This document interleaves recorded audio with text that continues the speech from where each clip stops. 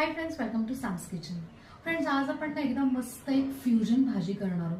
थोडासा टच आहे ना महाराष्ट्रीयन आहे आणि थोडासा पंजाबी टच आहे. तर आजची आपली भाजी आहे पनीर कोल्हापुरी.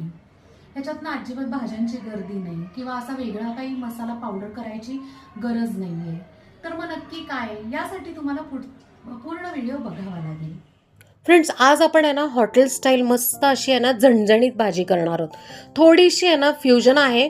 माझ्या पद्धतीची अशी ही भाजी करून बघा. आमच्या घरातल्यांसारखंच तुमच्या घरातल्यांना सुद्धा झटका बसेल, ते पण चवीचा.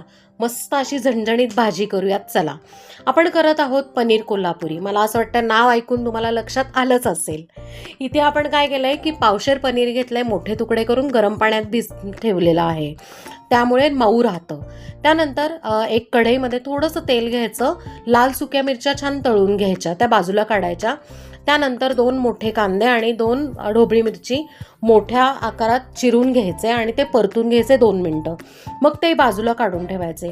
ग्रेव्हीसाठी कढईमध्ये अजून थोडंसं तेल घालायचं, जरा जास्त आलं लसूण घालायचं, 1 कांदा, 2 मस्त असे लाल टोमॅटो आणि 7-8 काजू, थोडंसं पाणी घालून आहे ना छानपैकी ग्रेव्ही वाफवून घ्यायची. त्यानंतर हे ग्रेव्हीचं मिक्सचर गार झालं की मिक्सरमध्ये ट्रान्सफर करायचं. त्यात चवीप्रमाणे मीठ घालायचं आणि इथे आता आपण आहे ना सिक्रेट मसाला घालत आहोत, मिसळ मसाला.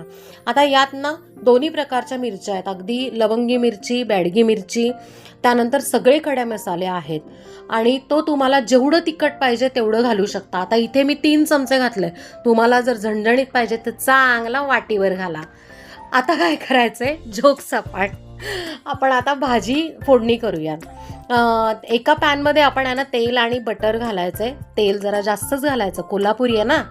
त्यानंतर काश्मीरी लाल मिरची पावडर घालायची आहे, रंग आपल्याला छान लाल भडक पाहिजे म्हणून. त्यानंतर आपण आहे ना ही जी पेस्ट केली ती परतून घ्यायची. तेल सुटल्यावर त्यात ना ढोबळी मिरची, कांदा, पनीर आणि गरम पाणी घालायचे. हो, ही टीप आहे. गरम पाणी घातलं तर त्याला छान तवंग सुटतो आणि कलर पण मस्त येतो. आणि सर्व करताना त्यात आहे ना तळलेली लाल मिरची घालायची. मस्त गरमागरम रोटी बरोबर सर्व करा. थँक्यू.